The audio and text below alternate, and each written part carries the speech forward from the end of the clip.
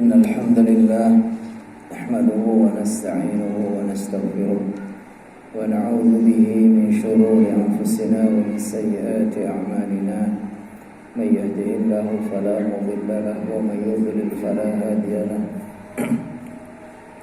أشهد أن لا إله إلا الله وحده لا شريك له وأشهد أن محمدا عبده ورسوله لا نبي بعده اللهم صل وسلم وبارك على سيدنا محمد وعلى آله وأصحابه وأنصاره وجنوده ومن استنى بسنته إلى يوم القيامة أما بعد فيا عباد الله أوصي نفسي وإياكم بتقوى الله وطاعته لعلكم ترحمون يقول الله تعالى في كتابه الكريم أعوذ بالله من الشيطان الرجيم بسم الله الرحمن الرحيم يا أيها الذين آمنوا اتقوا الله حق تقاته ولا تموتن إلا وأنتم مسلمون ويقول في آية أخرى وآتاكم من كل ما سألتموه وإن تعدوا نعمة الله لا تحصوها وقال رسول الله صلى الله عليه وسلم لا يزال البلاء بالمؤمن والمؤمنة حتى في ماله وولده حتى يلقى الله وليس له khati'ah atau kama qalahu Rasulullah sallallahu alaihi wasallam. Kaum muslimin jamaah salat Jumat yang dirahmati Allah, marilah kita sama-sama senantiasa memanjatkan pujian dan syukur kehadirat Allah Subhanahu wa taala yang karena limpahan rahmatnya, ridhonya kembali kita semua senantiasa diberikan kesempatan untuk bertaqarrub kepadanya melalui ibadah Jumat pada siang hari ini.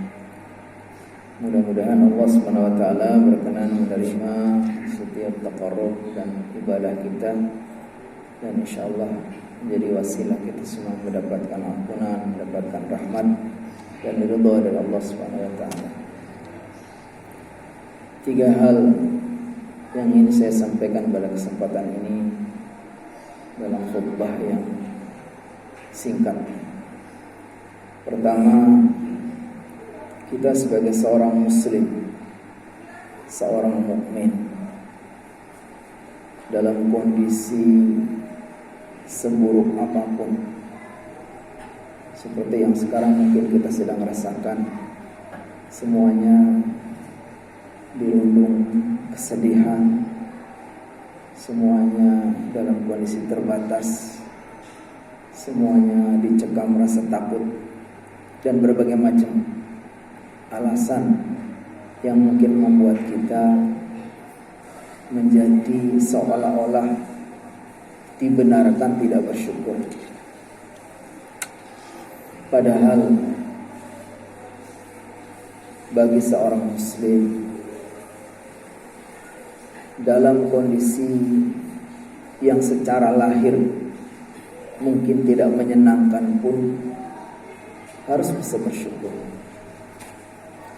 Ketika kita bersyukur dalam kondisi kita senang, kita berhasil, kita dapat kemudahan-kemudahan dan berbagai macam prestasi duniawi, itu sesuatu yang lumrah, harus. Tetapi ketika kita dalam kondisi yang mungkin tidak enak, kondisi yang secara lahir mungkin kita banyak sedih, lalu kita bisa bersyukur, itulah yang istimewa. Makanya Allah Subhanahu wa taala gambarkan bahwa hamba-hamba yang pandai bersyukur itu hanya sedikit. Wa qalilum min ibadiyasy syakur. Dan sedikit dari hamba-hambaku yang bisa bersyukur. Kenapa? Padahal alasan untuk bersyukur itu tidak pernah kurang-kurang. Kata Allah Subhanahu wa taala dalam Al-Qur'an, "Wa ataakum min kulli ma sa'altumuh wa in ta'uddu ni'matallahi la tuhsuha Kata Allah, saya akan berikan kepadamu apa yang kalian minta. Dikatakan, wa in ta'uddu ni'matallahi la tuhsuha. Jika kalian mencoba menghitung nikmat Allah, kalian tidak akan mampu. Karena dengan keimanannya saja seorang mukmin itu, masya Allah, nggak ada kamus orang mukmin kecuali kebaikan-kebaikan. Makanya dalam hadis kata Rasulullah SAW, ajaban li amril mu'min, inna amrahu kullahu lahu khair. Sungguh orang mukmin itu sangat istimewa, sangat mengagumkan, karena baginya segalanya itu menjadi baik. In asabahu sarra'u syakar fakana khairan lah. Kalau ada saatnya dia mendapatkan kesenangan, keberhasilan, lalu dia bersyukur, itulah baik baginya. Wa in asabahu dharra, tapi saatnya dia mendapatkan kepedihan, musibah, bencana, berbagai hal-hal yang tidak menyenangkan, sabar dan dia sabar, fakana khairun lah. Kata Rasulullah SAW, walaysa hadza illa lil mu'min. Sungguh tidak akan ditemukan kebaikan-kebaikan itu kecuali bagi orang mukmin. Dan kenapa kita masih punya alasan untuk tidak bersyukur? Padahal kalau kita mau menghitung nikmat Allah, satu pelajaran baru-baru ini, orang itu berebut mencari, mau membeli tabung oksigen. Ada yang berani satu tabung sekian juta. Tapi dia tidak ingat, selama ini setiap saat dia menghirup, membuang. Setiap detik dia bernafas, semua gratis dari Allah. Kalau kita disuruh membeli nikmat-nikmat yang begitu banyak yang kadang kita tidak sadari, maka kita akan tidak mampu. Wa in ta'uddu ni'matallahi la tuhsuha. Kalau kalian mencoba menghitung nikmat Allah, tidak akan mampu. Karena Allah bukan hanya memberikan yang kita minta, yang tidak kita minta pun Allah kasih. Jadi catatan, apapun kondisinya, kita orang beriman berupaya untuk menjadi syukur, hamba-hamba yang bersyukur. Hanya saja kalau secara lahir memang sesuai dengan keinginan kita katakan alhamdulillah, bi ni'matihi tatimmus shalihat. Tapi ketika kondisinya mungkin kurang menyenangkan, kita katakan alhamdulillah ala kulli hal. Kita tetap dituntut untuk menjadi hamba-hamba yang bersyukur. Poin yang kedua, harus sabar. Dari awal sampai akhir, dari pagi sampai pagi lagi, hidup kita ini sedang diuji. Mati dan hidup kita ini ujian. Makanya para ulama membagi ini seolah-olah diklasifikasi. Perjalanan hidup itu pasti akan selalu ada 3 klasifikasi. Pertama apa? Ujian untuk menjalankan perintah-perintah.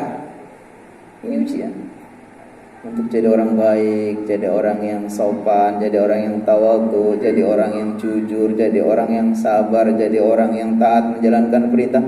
Itu namanya as-sabru ala ta'atillah. Ini ujian.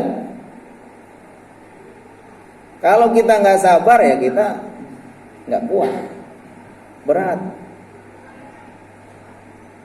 Makanya kata orang ulama, ada yang bertanya, apakah kamu susah untuk bangun subuh, mendirikan sholat subuh berjamaah? Kalau kamu merasa susah, coba perhatikan hidup kamu, koreksi. Kenapa? Karena Allah tidak akan memberikan pertolongan untuk bangun subuh kecuali kepada hamba-hamba yang Dia sayangi. Dan sholat subuh berjamaah itu adalah apa? Sesuatu yang paling berat untuk orang-orang munafik. Dikatakan asqalus salati 'alal munafiqin al-isya was subuh. Kata Rasulullah SAW, sholat yang paling berat untuk orang munafik isya dan subuh. Jadi kalau kita merasa berat, ya, tapi kita semua sebetulnya merasa berat. Tapi ketika kita sabar, kita akan tetap bangun. Berat pun. Pulang malam sudah penat rasanya. Tapi begitu subuh ada bangun subuh, as-salatu khairun minannawm, kita lawan. Itulah ujian. Ujian kedua apa? As-sabru 'anil ma'siyah.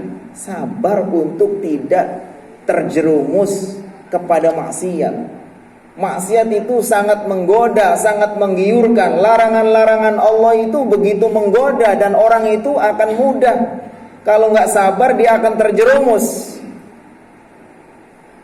Makanya kata Rasulullah SAW, al-jannatu mahwiyatun bil makarih wan naru mahwiyatun bis syahawat atau kama qalahu. Surga ini Allah halangi dengan hal-hal yang tidak enak. Tapi kalau neraka itu dihiasi dengan yang menarik. Jadi sesuatu yang tidak boleh itu biasanya sangat menggoda. Kalau kita nggak sabar, kita terjerumus. Ini namanya as-sabru 'anil ma'siyah. Yang ketiga apa? As-sabru 'alal aqdar al-mu'limah. Sabar menghadapi takdir-takdir yang mungkin menyakitkan. Jadi takdir Allah itu syarrihi wa khairihi, ada baiknya, ada buruknya. Maksudnya secara lahir itu ada yang menyenangkan, ada yang menyusahkan. Ada yang bikin senang, ada yang bikin sedih. Di antara ujian apa? As-sabru 'alal aqdar al-mu'limah. Ujian hal-hal yang tidak enak, ditinggalkan orang-orang yang kita cintai, kehilangan harta, kehilangan pekerjaan, kehilangan penghasilan, tidak punya berbagai macam kesulitan. Nah, ketika tiga-tiganya ini kita bisa sabar, itu yang dikatakan, maka dikatakan inna fi dzalika laayatil likulli sabarin syakur. Jadi hamba yang betul-betul bisa bersabar, yang bersyukur itu apabila tadi dalam kondisi apapun dia bisa bersabar dan bisa bersyukur. Dan yang terakhir, yang poin ketiga, selalu optimis. Allah itu sesuai dengan apa yang kita sangkakan. Kita berpikirlah positif. Itulah yang dicontohkan oleh orang-orang soleh, orang-orang yang sudah membuktikan keberhasilan mereka, para nabi, para ulama. Mereka selalu berpikir optimis. Ke depan semuanya kita maknai ini cara Allah Subhanahu wa taala. Mungkin musibah-musibah yang Allah berikan ini adalah cara Allah untuk memberikan rahmatnya kepada kita. Mungkin jadi wasilah kita akan mendapatkan ampunan. Mungkin menjadi wasilah kita mendapatkan apa? Derajat yang tinggi. Makanya kata Hasan Basri, jangan pernah kamu mencela bala, jangan pernah kamu mencela musibah. Barangkali Allah punya cara. Allah akan memberikan yang terbaik. Ketika Ummu Salamah mendengar hadis Rasulullah, kata beliau, Rasulullah SAW mengatakan, ma min abdin muslim yusibu bi musibatin fayaqulu inna lillahi wa inna ilaihi raji'un, Allahumma ajirni fi musibati wa akhlif li minha khaira illa akhlafallahu khaira. Kata Rasulullah SAW, tidak ada seorang muslim ketika dia diuji dengan suatu musibah lalu dia bersabar, dia katakan inna lillahi wa inna ilaihi raji'un, lalu dia berdoa, Allahumma ajirni fi musibati, ya Allah berikan pahala atas musibah ini, wa akhlif li khairan minha, berikan pengganti yang lebih baik, kecuali Allah akan pasti beri pengganti yang lebih baik. Saat itu Ummi Salamah sedang duka, ditinggalkan oleh suaminya yang begitu dia cintai. Lalu dalam hatinya mengatakan, ya, adakah orang yang lebih baik dari suamiku? Rasulullah mengatakan, kalau saya bersabar akan Allah berikan ganti yang lebih baik. Lalu dia berpikir bahwa suaminya adalah orang yang terbaik saat itu. Maka dia berdoa, Allahumma ajirni fi musibati wa akhlif li khairan minha. Lalu tidak lama kemudian setelah iddahnya selesai, datanglah Rasulullah SAW melamarnya. Inilah pengganti yang lebih baik dari Allah Subhanahu wa taala. Barakallahu li wa lakum fil Qur'anil azim wa nafa'ani wa iyyakum bima fihi min al-ayati wa dzikril hakim. Fataqabbal minni wa minkum tilawatah innahu huwas samiul alim.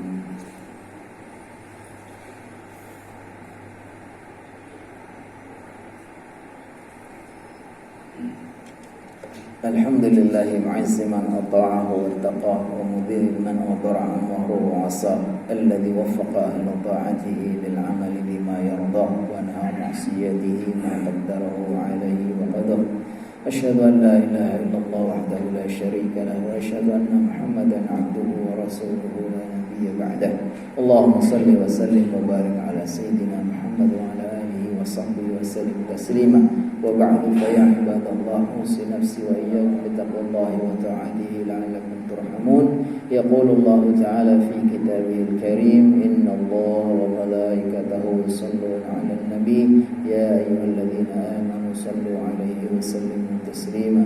اللهم صل على محمد عبدك ونبيك ورسولك النبي الأمي وعلى آله وصحبه وسلم تسليما عدد ما أحاط به علمك وخط به طلبك وأحصاه كتابك. وارض اللهم عن ساداتنا أبي بكر وعمر وعثمان وعلي وعن الصحابة أجمعين وعن التابعين وتابعين بإحسان إلى يوم الدين. اللهم اغفر للمؤمنين والمؤمنات والمسلمين والمسلمات الأحياء منهم والأموات. اللهم أعز الإسلام والمسلمين وأهلك الكفرة والمشركين. اللهم دمر أعداءك أعداء الدين. اللهم اجمع كلمة المسلمين على الحق يا رب العالمين. اللهم اجعل جمعنا هذا جمعا مرحوما وتفرقنا من بعده تفرقا معصوما. اللهم لا تدع لنا في مقامنا هذا ذنبا إلا غفرته ولا هما إلا فرجته ولا عسيرا إلا يسرته ولا مريضا إلا شفيته ولا وباء إلا أزلته ولا وباء إلا أزلته ولا وباء إلا أزلته برحمتك يا أرحم الراحمين. اللهم ارفع عنا الغلا والوباء والفحشاء والمنكر والزنا والزلازل والسيوف المختلفة والشدائد والمحن ما ظهر منها وما بطن عن بلدنا هذا إندونيسيا خاصة وعن سائر بلاد المسلمين عامة. اللهم إنا نعوذ بك من البرص والجنون والجذام ونعوذ بك من سيء الأسقام. اللهم اشف مرضانا ومرضى المسلمين برحمتك يا أرحم الراحمين. ربنا آتنا في الدنيا حسنة وفي الآخرة حسنة وقنا عذاب النار. عباد الله إن الله يأمر بالعدل والإحسان وإيتاء ذي القربى وينهى عن الفحشاء والمنكر والبغي يعظكم لعلكم تذكرون ولذكر الله أكبر. السلام.